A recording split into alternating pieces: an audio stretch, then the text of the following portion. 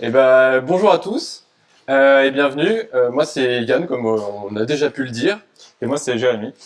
Et avant de vous parler de front-end, pardon, on voudrait faire un petit sondage. Qui ici se considère comme développeur full stack? Full stack, c'est un spectre, du coup il y en a potentiellement beaucoup. Et qui parmi vous sont des full stack qui préfèrent faire du back? Ok, pas mal. Et on va mettre ça de côté, on y reviendra plus tard, et donc on va passer à la présentation de notre startup. Avec des amis, j'ai monté la startup To Do Corp. On a un produit révolutionnaire et puis on vient d'embaucher Jérémy qui va vous présenter ce produit pour voir un peu s'il a compris quels étaient les enjeux business qu'on avait. Je crois que j'ai Vas-y. pas tout compris encore. Hop. Donc voilà, To Do Corp, qu'est-ce que c'est? C'est une application qui va gérer des to-do. Déjà dans son nom, c'est déjà pas mal. Donc on peut ajouter des tâches. Donc par exemple, Yann fait du front. C'est comme ça qu'on obtient ce résultat. Fais attention avec les vannes, hein. T'es encore en période d'essai. C'est pas faux. Hop. Et on peut rajouter une date de fin. Donc, par exemple, Yann aura fini demain parce qu'il est trop fort. On le rappelle. Ça c'est dit. Du coup, on la voit bien apparaître. On peut la checker pour dire que c'est fini. Et on espère qu'il aura fini demain. Et on peut aussi voir les gens qui sont dedans, qui peuvent travailler dessus. Voilà. Est-ce que j'ai bien tout dit? Yes. Faut savoir que ce front, il est en React 19 et il a été développé comme on fait un peu du vibe coding avec l'assistant IA Juni l'assistant IA Juni. Et du coup, dans ton ticket front, t'en es où? Ah bah c'est tant mieux que t'en parles parce que j'étais sur le si tu peux me remettre la presse, j'étais sur le point d'ouvrir l'APR, mais du coup je vais vous raconter un peu comment on procède dans notre startup pour développer ces tickets. Bon, bien entendu, moi je suis développeur qui préfère faire du back, donc les tickets front c'est pas trop ma tasse de thé. Mais bon, je suis un peu crafter dans l'âme, du coup j'aime bien faire du TDD. Donc dans notre front, on utilise Cypress pour tester les trucs. Donc je commence généralement par écrire un test Cypress, puis après un peu d'implémentation pour que mon test il passe vert. Puis ensuite je l'enrichis, etc. jusqu'à ce que je sois satisfait et que mon ticket soit finalement complet. Et après j'ouvre une PR et on a la CI qui tourne. Bon, elle est un peu longue. Comme je vous ai dit, on teste avec Cypress, donc c'est pas très rapide. Et mince. Oula, elle a fail. On va voir ce qui s'est passé. Ah, c'est les tests end-to-end. Bon, je les avais lancés en local, donc c'est bizarre. On va aller voir le rapport. Ah ouais, on peut voir que c'est testflaky.ci.ts qui a pété. Bizarre. Je connais. C'est un test qu'on l'a identifié comme étant un peu borderline. Du coup, je vais relancer la CI et ça devrait bien se passer. Yes, nickel. On peut merger, Jérémy, tu valides? Je sais pas, c'est un peu chelou ce test là qui explose de temps en temps. Est-ce qu'on prendrait pas le temps un peu de regarder? Oh bah tu sais, c'est le test Flaky, il est là depuis le début, comme moi, donc je pense que, je sais pas, il nous dérange pas tant que ça, donc c'est pas tant un problème que ça. Je pense qu'il faut livrer plus de valeur plutôt. Bah, tu utilises ce terme flaky là, je connais pas trop, j'ai jamais entendu parler de ce terme. Est-ce que tu peux m'expliquer c'est quoi? Ok, petit moment définition du coup. Le test Flaky, c'est quelque chose qui existe depuis longtemps. Mais là, je vous ai mis la définition de Flaky par John Miko, qui l'écrit en 2016 quand il était ingénieur chez Google. Et il écrit dans un article de blog où il parle des stratégies de Google d'autodétection et de mise en quarantaine automatique de leur test Flaky parce que tout simplement, ça leur bloque leur production. Donc ce qu'on peut en retenir, c'est qu'un test Flaky, c'est un test non déterministe. C'est-à-dire qu'on va pas pouvoir prévoir s'il va réussir ou s'il va fail dans les mêmes conditions. Et un test peut être flaky pour plein de raisons différentes. Donc ce que je te propose Jérémy, comme tu as l'air d'être plus malin, on va aller voir le code et tu vas me dire ce que tu penses de ce test end-to-end et si peut-être on peut le régler, ce serait pratique. Ok, vas-y c'est parti alors. Donc on a dit que c'était test flaky. Testflaky.ci, il porte bien son nom. Ouais, c'est pas faux. Ok, donc on est au bon endroit. Donc full alt test, ok. C'est ce test qui failait. On n'a pas vu dans le rapport, mais on vous le précise. Ok, donc qu'est-ce qu'on fait? On déclare des constantes, c'est la date pour préparer le formulaire, et certainement on les checker à la fin. On prépare toutes nos interceptions pour Cypress, ok. On visite notre page. Ah, tiens, déjà c'est bizarre, on check fait que la liste soit vide. Ah non, D'accord. ça fait complètement du sens. Normalement, si t'as pas encore de tâche, t'es censé le savoir. Donc, on Ah, vérifie ok. qu'on n'a pas de tâche avant. Ok, donc tu vérifies ça ici. Très bien. On clique sur notre bouton là pour ajouter. Ça Ouais. permet d'ouvrir la modale. Yes. Qu'est-ce qu'on en fait? Ah oui, c'est là où on retrouve nos constantes pour taper dans nos inputs. Hop, on valide le formulaire. On attend les add tasks. Oula, c'est quoi ce gros pavé là? Ah, ça t'inquiète pas, c'est normal. C'est, on vérifie que tout s'est bien affiché, notre task, avec toutes ces informations et puis tous les boutons d'action qu'on a. Ok, ah ouais. Ah, ok. C'est peut-être pour ça que ça explose en CI, parce que tu sais, sur la CI, on a souvent des petites machines et Cypress, ça prend pas mal en conso. Donc, si ça se trouve ici, à cause de la consommation de Cypress, ça part en timeout et du coup, hop, ça explose à cause de ça. Ok. Et en plus, ça respecte pas un principe que j'aime beaucoup utiliser, c'est le principe first pour les tests. Je sais pas si tu connais. Non, vas-y, dis-moi en plus. Du coup, bah, le principe de first, c'est le première étape, c'est de dire que ton test doit être rapide, donc fast, qui doit être capable d'être, qui doit être isolé, donc indépendant, donc qui doit tout avoir tout seul et qui doit pouvoir vivre tout seul, qui doit être capable d'être répété à l'infini et avoir tout le temps le même résultat, ce qu'on n'a pas ici, qui doit être auto-validant, donc qui doit avoir ses propres validations tout seul. Si on change des inputs en entrée, bah, ça doit exploser. Et qui doit être complet, donc on doit penser à tous les happy pass dans le test, etc. Ok, je comprends. Je comprends. Il est flaky, il est pas répétable, il respecte pas first, ok. Mais nous, on l'a depuis le début, comme je te l'ai dit. Est-ce que c'est vraiment un problème finalement? Bah, en fait, vu que moi je suis un peu nouveau, ça me gêne vraiment, genre tout le temps. D'ailleurs, c'est pour ça que tu m'entends crier assez souvent dans le bureau. C'est parce que Story. du coup, c'est vrai en plus. C'est parce que du coup, ça explose et je suis obligé d'aller regarder dans la CI pourquoi ça explose. Est-ce que c'est lui qui a explosé ou est-ce que c'est un vrai test qui a explosé parce que j'ai foiré mon dev? Du coup, ça me prend pas mal de charge cognitive et ça me fait perdre pas mal de temps. Moi, j'aimerais vraiment qu'on passe du temps à l'enlever. Et en plus, quand tu lis la doc de Cypress, ils disent bien que les tests end-to-end, c'est pas fait pour tester tout ça, c'est vraiment fait pour avoir des cas très passants. Fallait donc lire la doc. Ouais. Mais c'est bien beau tout ça, mais qu'est-ce que tu proposes en fait? Moi, je te proposerais bien qu'on remplace un petit peu des tests Cypress par des tests de composants. Ok. Ça m'a l'air pas mal. Comment ça marche ces tests de composants? Ok, donc là, je te prends un exemple que j'avais pu faire avant avec React Testing Library. Donc l'idée, c'est qu'on décrit notre test. Donc là, on récupère les fonctions importantes de React Testing Library. Render et screen. Hop. Pardon. Vas-y. Pardon. Et donc, ce qui va être important, c'est la fonction render qui va nous permettre de monter notre composant et d'avoir un DOM fictif qu'on va pouvoir utiliser en JS. Donc avec JS ou Vitest. Euh, Après, la deuxième partie, ça va être vraiment important, ça va être le getPyTest qui va être là, qui va nous permettre d'aller fetcher dans notre DOM qu'on vient de créer avec render et d'aller chercher les informations qui nous intéressent. Donc par exemple ici, hellozer, vérifier qu'il est bien visible pour l'utilisateur. Est-ce que c'est clair? Ouais, à peu près. Je suppose qu'on verra en faisant, ce sera plus simple. Ouais. Ce que je te propose, c'est qu'on essaye d'écrire notre premier test de composants. Ok, Tu me montres un peu ça? ça marche. Je te propose qu'on s'embarque pas non plus dans un gros truc. Celui-là, là, le check de la liste vide, pour commencer, ça me semble être un bon point de départ, t'en penses quoi? Yes. Ça, si je me rappelle bien, c'est fait directement dans la page, donc dans Task Page. Ok, donc si on y va, Tu l'as d'ouvert si jamais. c'est vrai. J'aime chercher. Ok, ouais, ici ça a l'air d'être fait. Ouais, c'est là qu'on a le message qui s'affiche dans le cas où on n'a pas de tâche. Voilà. Ok, bah, c'est parti alors. On commence par écrire notre test. Hop. Ok, Ok. Ça a l'air un peu vite pour moi. Tu peux me réexpliquer ce que tu as fait? ok. Donc comme je te disais tout à l'heure, on fait le render, on utilise la fonction render de React Testing Library. Ok. On vient récupérer TaskPage pour générer du coup notre DOM. Ça fait du sens. Jusque là c'est bon. Et là, on va vraiment chercher dans le texte directement nos tâches. Enfin, du coup, le fait Le qu'il n'y en ait message, pas. ouais. Et on vérifie que ça doit être visible pour l'utilisateur. Ok, super. Du coup, ça doit passer ça. Enfin, on espère. Ah. Ah, Bon, c'est ça rapide, me mais semble ça un fail peu- tes tests. Hein. C'est pour ça que c'est rapide. Ah, Ça me parle de loading.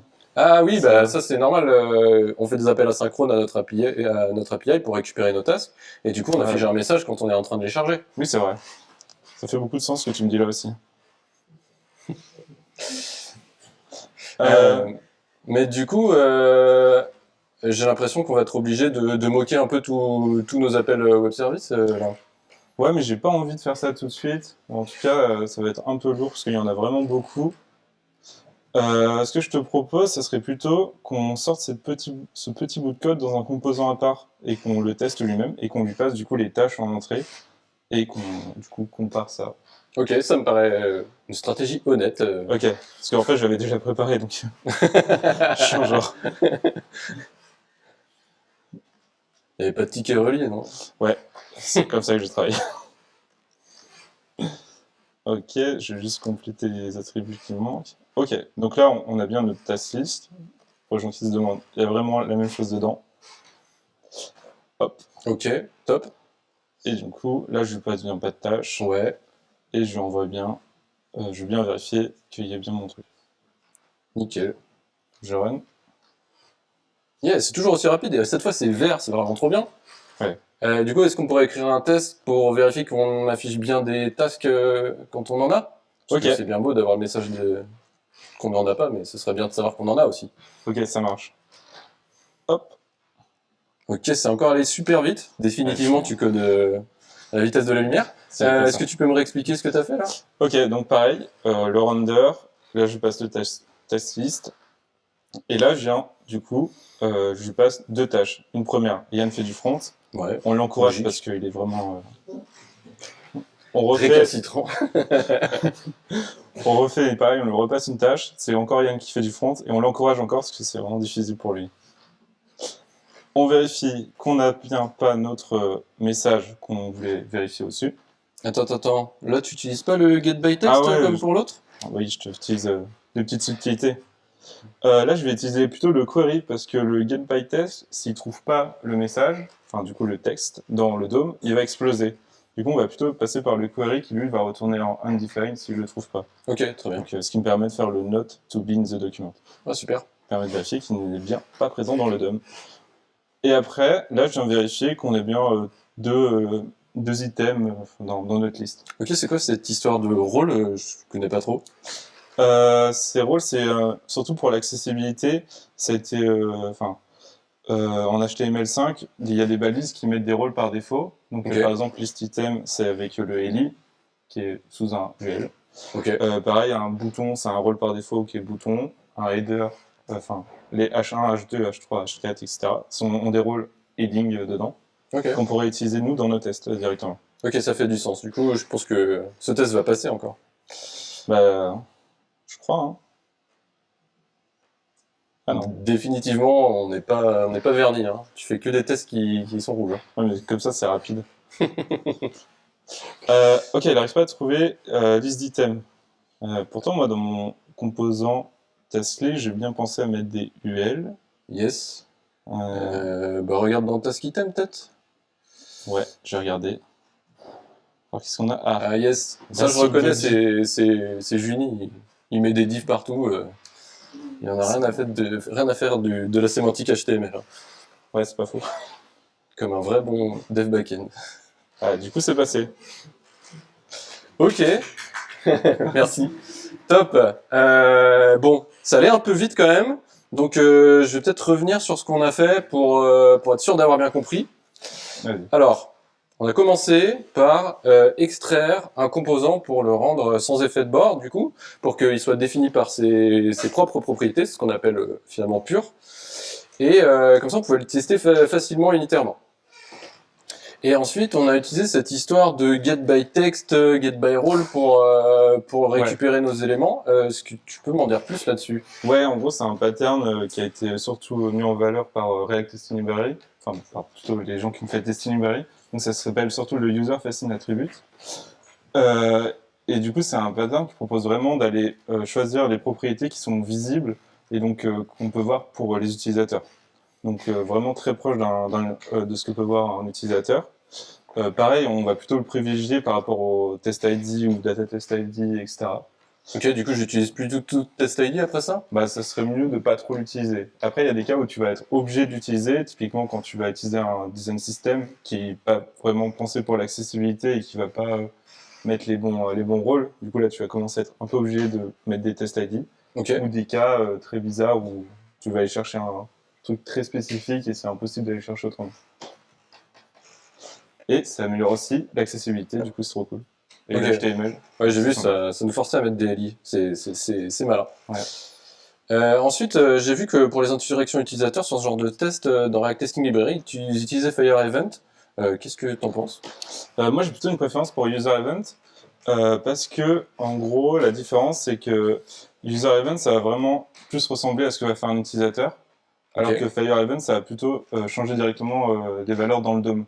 Donc, typiquement, quand il y a quelqu'un qui écrit un input avec un Fire Event, ça va venir changer directement le DOM et ça va mettre la valeur en dur. ok, Alors qu'avec User Event, tu vas vraiment pouvoir dire je m'appelle Yann, et ben il va faire chaque touche de je m'appelle Yann. Et ok, donc, tu vas être vraiment très proche de la réalité. très bien. Et j'ai pu voir que le To Be Visible, il fait pas partie de React Testing. J'ai vu que c'était JSDOM. Si j'ai bien compris, c'est des asserts un peu plus riches qu'on retrouve. Et donc, si je pousse un peu la logique, en fait, si on avait voulu faire checker la visibilité d'un élément, il aurait fallu vérifier qu'il était dans le document et après vérifier des propriétés CSS. Donc j'ai l'impression que ça rend les choses plus verbeuses. C'est pas mal comme trick. Ouais, c'est sympa. Ils sont Donc, forts quand même. ok. Bon, quand même, le but de tout ça, c'était de simplifier nos tests end-to-end. Donc est-ce qu'on peut passer à ça et simplifier ce qu'on a? Ouais. Alors, on retourne dans notre test Flaky. Ok. Donc, ça, hop, c'est testé. On peut supprimer. Ouais. Ok. Si on poussait le truc vraiment loin avec nos tests de composants, on pourrait se permettre de supprimer tout ça. Ouais, c'est vrai qu'on pourrait tester test item assez facilement. On est d'accord. Je supprime? Ouais, vas-y. Allez. On va écrire un ticket pour écrire un test de composant là-dessus. Ouais, personne ne le verra. Ok, du coup, nos constantes qui sont au-dessus, on peut les enlever.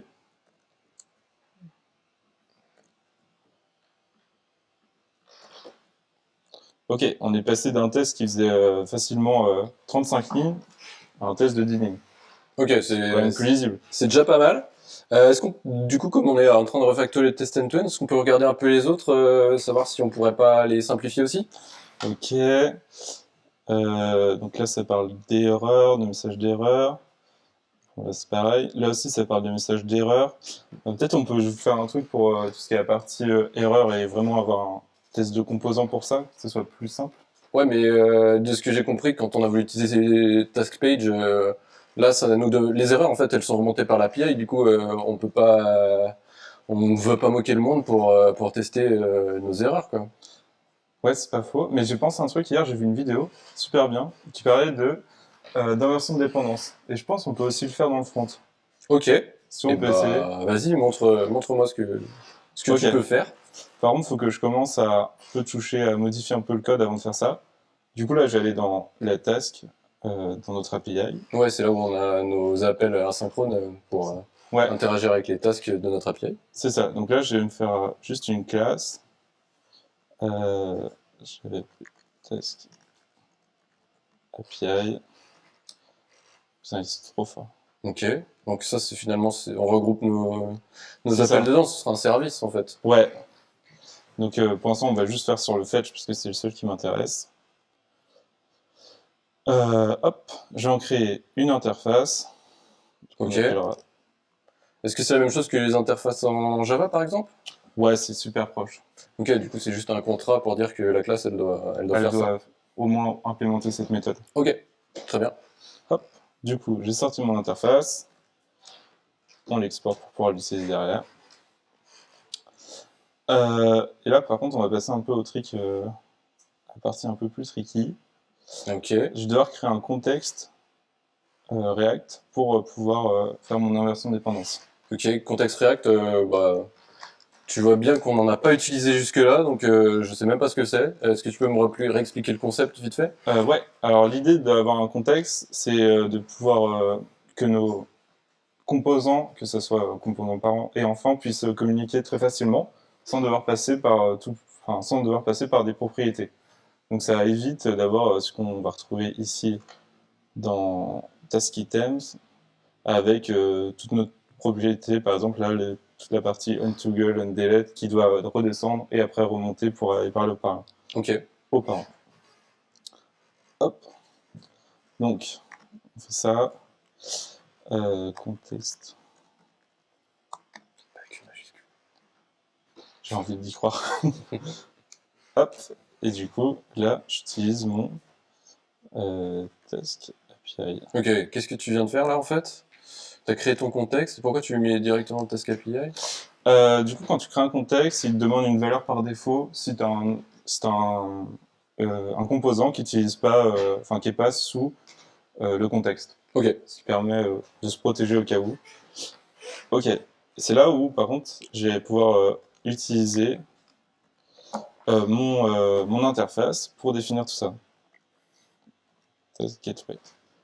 Yes. Ok. Ça fait du sens. Jusqu'à là, c'est bon. Je vais juste l'utiliser ici pour pas que je me fasse engueuler, sinon on va me retrouver. Qui React? Oui, le monde.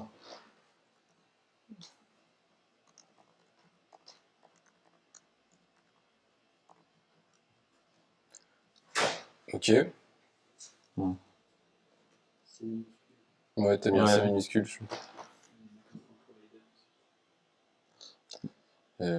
Bon, c'est le moment où je vais tricher. Je crois qu'en React 19, t'as plus besoin du point provider.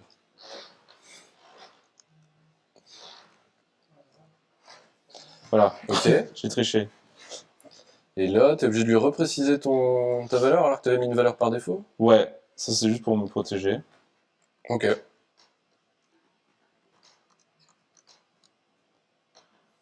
Hop, hop. Donc là c'est bon. Et Ouais. maintenant je vais pouvoir aller dans test page et pouvoir l'utiliser. Ok. Donc c'est ici.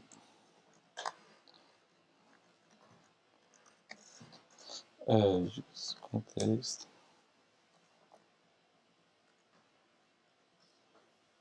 Ok, du coup là, t'as accès à ton service pour faire tes appels à 50, c'est ça? C'est ça.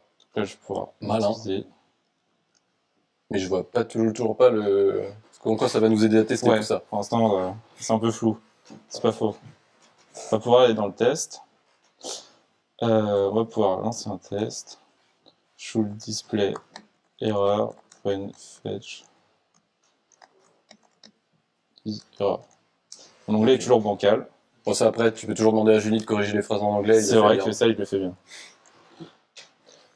Ok, donc là, on va utiliser notre test page. Ouais. Bon, là, ça va être on va avoir la même erreur que tout à l'heure, non? C'est ça. Et c'est là où, là, on va pouvoir passer par notre contexte. On va pouvoir l'entourer. Et là, faire un new test API fake. Ok. Intéressant.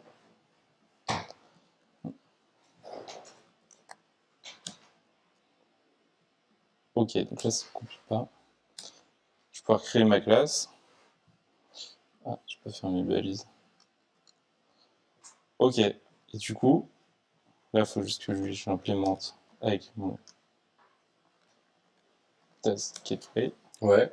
Ah, d'où l'interface finalement, vu que Exactement. tu fais un fake. Ça, je connais, dans le bac, on en fait des in-memory et des fakes. C'est assez bon. Alors, c'est pas faux. Yes. Et du coup, là maintenant, je vais pouvoir aller vérifier que dans mon screen, il y ait bien un find by text avec mon message d'erreur, qui est du coup celui-là. Ok. Là, tu as utilisé find, c'est normal? C'est toujours ça change à chaque fois en fait? Ouais, tous les jours, je change. C'est mon petit plaisir.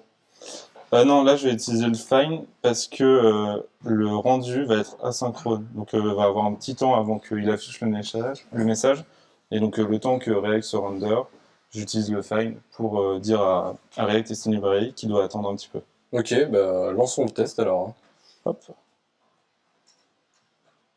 Yes, ça passe du premier coup cette fois. Ouais, T'es merci. trop fort en fait. J'ai appris de mes erreurs.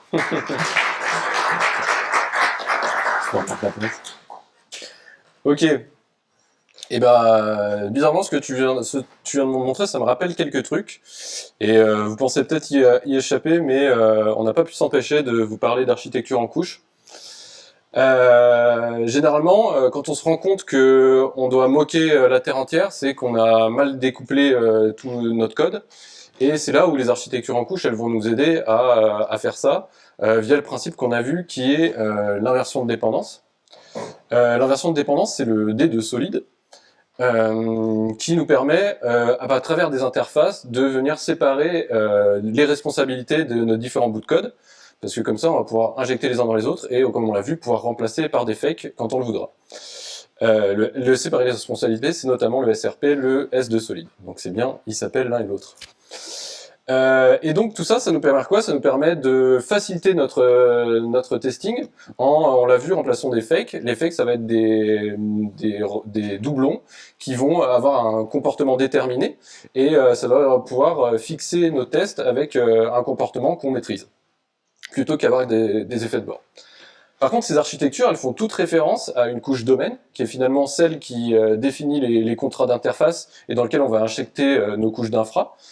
Et dans laquelle, dans cette couche domaine ou métier, on va retrouver le code principal de notre application, celui qui fait sa plus-value, celui qui fait la valeur business, et celui qu'on veut tester vraiment le plus possible, et le tester de manière sûre, c'est-à-dire en installation. Mais de fait, d'adapter ça pour le front, ça pose la question, mais quel est le métier du front? Qui est une question un petit peu compliquée, surtout que nous, on a l'habitude de travailler finalement sur des back for front, où la majorité de la complexité métier est dans le bac, et le bac il va prédigérer un peu toute la donnée et la passer dans cette complexité métier pour servir au front de la data directement propre qu'il a plus besoin de manipuler. Juste, il va devoir l'afficher de la bonne couleur et dans le bon sens peut-être, mais c'est tout. Et donc, ce front-end, il n'a qu'une logique d'affichage, et c'est un peu difficile d'en faire émerger une couche domaine. Donc ce qu'on vous propose, c'est de commencer par découpler finalement l'affichage, comme on a fait, des appels asynchrones, c'est-à-dire le fetching, avec l'inversion de dépendance, comme on l'a vu en React, avec les contextes. Et donc, tout ça, ça a pour but de simplifier nos tests Cypress.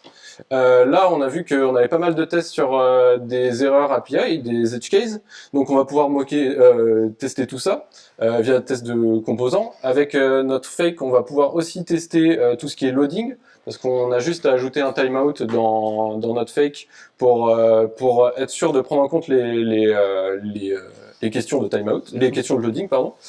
Et donc, la question qui nous reste, et que je te pose, Jérémy, c'est qu'est-ce qui nous reste à tester avec Cypress en end-to-end finalement? Ce qu'on va avoir testé avec Cypress en end-to-end, je réponds à ta question, t'as vu. Ça va être vraiment tester l'UX, donc sur des scénarios vraiment métiers qui vont être rédigés par nos PO, ou en tout cas des scénarios qui permettent à notre application de, en général, gagner de l'argent. Oui, par exemple, la démo que tu viens de faire, peut-être qu'il faudrait la mettre en end-to-end pour être sûr qu'elle marche tout le temps. C'est ça. Vérifier que ça fonctionne tout le temps. Et avant tout, du coup, des happy pass et jamais les cas d'erreur. Ok. Et ah oui, et Cypress a aussi mis en place Cypress Testing Library parce que en gros, avant quand ils sont sortis en premier, ils ont dit faut passer par les data test ID. Après, il y a eu Testing Library qui est sorti. Ils ont dit on aime bien ce qu'ils font et du coup, quand vous lisez leur doc, vous descendez de 2-3 pages et ils parlent de Cypress Testing Library en disant que c'est vachement bien et qu'il faudrait passer plutôt comme ça. D'autant que leur concurrent principal, qui est Playwright, préconise aussi d'utiliser les user-facing attributes directement. Je ne sais même pas s'il autorise d'avoir des data selectors ou data test ID. C'est toi l'expert. Je crois qu'il les autorise, quand même. Ok. Bah, en tout cas, merci de nous avoir écoutés. Moi, c'est Yann Bouvet, je suis développeur full stack chez Chaux de Lyon, l'ESN qui casse les codes. Moi, du coup, c'est Jérémy Chauvin, développeur full stack chez Chaux de Lyon, sans bullshit. L'ESN sans bullshit. C'est pas faux. T'as mangé un mot. Ouais. Et en fait, on a écrit cette conf suite à un constat qui est quand même assez personnel. Donc, on s'est reconnus tous les deux là-dedans, mais on n'est pas sûr que ce soit le cas pour vous tous. C'est que dans les équipes de dev qu'on a fréquentées jusque-là, sur les projets sur lesquels on a travaillé, on rencontre une même typologie d'équipe, c'est-à-dire qu'on a pas mal de devs full stack qui sont généralement tous plutôt back, et au mieux un dev front dans l'équipe, Ce qui en résulte, c'est que le développement du front devient vite une corvée et les efforts de qualité sont juste donnés pour le back. Et comme les tests end-to-end, c'est assez facile à mettre en place et que pour tester le front, ça devient vite des tests fourre-tout dans lesquels qu'on va utiliser pas correctement et qui va vite devenir un boulet pour l'équipe parce qu'ils vont être lents, ils vont être flaky. Et donc, si vous reconnaissez dans cette situation, sachez qu'il est possible de s'en sortir. Avec ce qu'on vous a montré, il est possible de reprendre le contrôle de votre front. Du coup, ça commence par pardon, par simplifier nos tests end-to-end pour vraiment se concentrer sur notre UX. Que ça soit Cypress ou Playwright, dans les deux cas, on peut retrouver le même problème avec des tests flaky, des tests lents, parce qu'on veut tester en fait trop de choses. Ensuite, mettre en place des solutions qui vont vous permettre de tester vos composants. Généralement, quand on est dans ces situations où les gens utilisent que le test Cypress, il y a quand même des tests, mais juste sur les fichiers TS, pas sur les fichiers de composants. Et donc, en faisant un effort pour rendre vos composants purs, vous allez pouvoir les tester facilement et même faire du TDD dessus. On vous a présenté React Testing Library, mais déjà, il y a un testing library pour tous les gros frameworks front, que ce soit Angular, Vue et même Svelte, je crois. Et en plus de ça, ils sont compatibles avec votre moteur de test, que ce soit Vitest, que ce soit Jest, et voilà.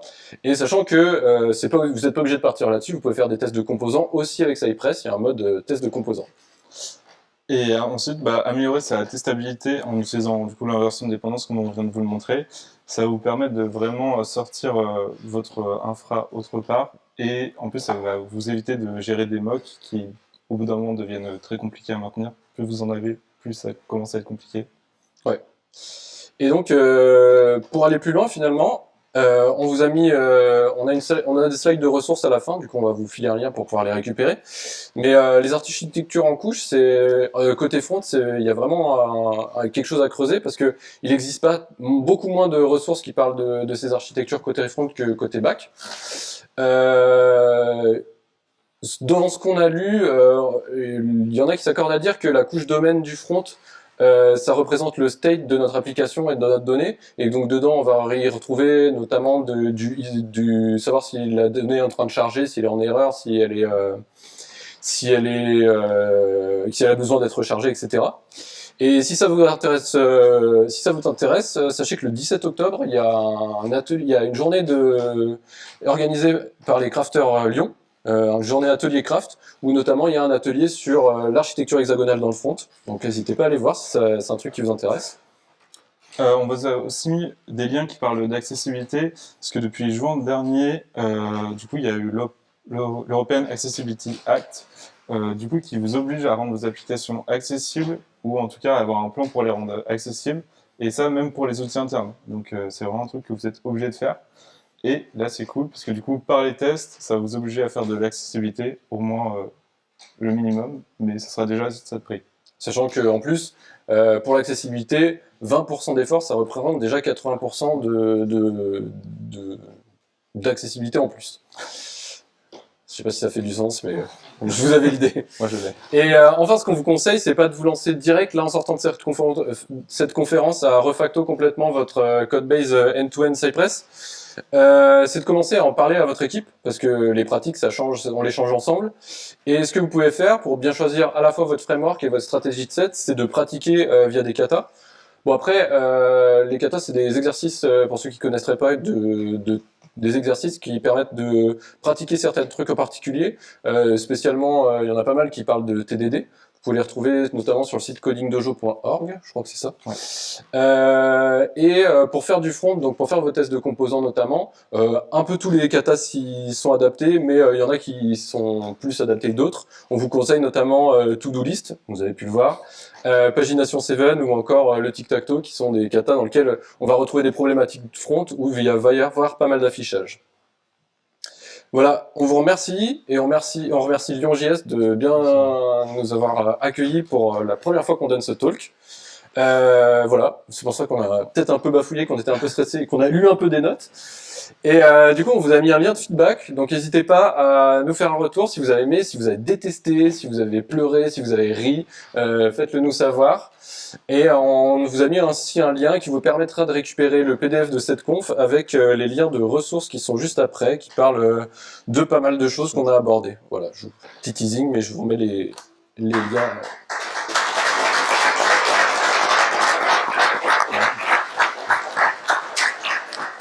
On a le temps pour quelques petites questions. Par contre, il n'y a que 2 micros, on pourra répéter les questions. Ça vous laisse le temps de réfléchir à la réponse. Ok. Merci déjà pour le tout, c'est super intéressant. Là, effectivement, vous avez fait une refacto qui permettait du coup de se passer des mocks sur un composant en disant bah, on va du coup passer par les props. Sur la saga sur laquelle je travaille, il y a beaucoup cette discussion de on va avoir des appels du coup d'Attend Stack Query, pour ne pas les citer, React Query. Ouais. Et donc du coup se dire bah tiens, on va éviter le props drilling. Par contre, du coup, le prix de ça, c'est des mocks à plus en profondeur dans les tests. Est-ce que vous avez des règles en particulier de profondeur, de prompt, de choses comme ça pour, Pas vraiment. C'est au feeling. Ah oui. Vas-y, répète. Alors, la question, c'était, je vais pas redire tout ce que tu as dit, mais quand on va faire passer en fait soit des callbacks, soit des props dans la suite des composants les uns dans les autres, est-ce qu'on a une limite de props, etc., pour garder nos composants purs finalement? Oui et non. Déjà, on essaye de pas avoir de se limiter en termes de profondeur. Ça demande un peu de réflexion, donc il faut essayer de penser à ça. Mais c'est pas toujours facile et c'est pas toujours possible. Et ce qu'on peut faire, c'est avec ce qu'on a présenté via les contextes en React, mais après je dois pouvoir le faire avec les autres frameworks. Je suis pas un expert de Angular Review, mais tu peux rappeler ton contexte dans un composant fils, donc très loin dans ton DOM finalement, et juste wrapper le rendu de ton composant avec un test. Pour ton test pour rendre ton. Oh, bref, tu peux faire exactement ce qu'on a fait en wrappant le rendu de ton composant avec le contexte comme on l'a fait et y mettre un fake dedans pour le tester unitairement via un test de composant. Est-ce qu'il y a d'autres questions? Est-ce que tout le monde a beaucoup trop hâte d'avoir des pizzas? Moi, j'ai hâte, perso. Merci à tous et n'hésitez pas, on sera là après, donc vous pouvez venir nous voir. En 2 minutes de votre temps, je remercie tous les sponsors de ce soir, y compris les speakers d'avoir préparé et soumis des sujets. Merci à vous. N'hésitez pas à proposer des sujets à Lure.js. Vous allez sur le site de Lure.js, il y a un bouton qui est énorme sur la homepage, ça peut proposer vos sujets. Je profite de vous parler pour vous mettre en avant 2 événements sur Lyon. On a la chance sur Lyon d'ici la fin d'année. Il y a un 3e avec l'événement des crafters dont tu parlais. C'était quelle date exactement? 17 octobre. 17 octobre. Je peux vous parler de la PyCon aussi qui a lieu fin octobre. C'est sur un week-end, c'est un événement gratuit. C'est le premier week-end de novembre. Quoi? Premier week-end de novembre. Premier week-end de novembre, n'hésitez pas à aller voir. Il n'y a pas que des sujets sur Python et donc c'est un super événement sur Lyon. Ouais. N'hésitez pas à vous inscrire, il y a encore temps. Et on a aussi des membres de l'asso Lure.js qui contribuent à un autre événement qui se lance cette année qui s'appelle le DFS Lyon. On a une dizaine de places à vendre. Et ça aura lieu fin novembre de cette année. N'hésitez pas à rejoindre aussi cet événement-là. Et dernière annonce de ma part, le prochain Lure.js va bientôt s'annoncer sur Meetup et ce sera le 15 octobre prochain. Et on a déjà les 2 sujets. Et je crois même que certains speakers sont cachés dans la salle. Ah, à vous de les trouver. À toutes et tous, ça va être un grand plaisir de vous revoir là après cet été. Et on se retrouve en bas pour le pot. N'oubliez pas vos affaires en haut, descendez tout comme ça, vous êtes tranquille. Merci.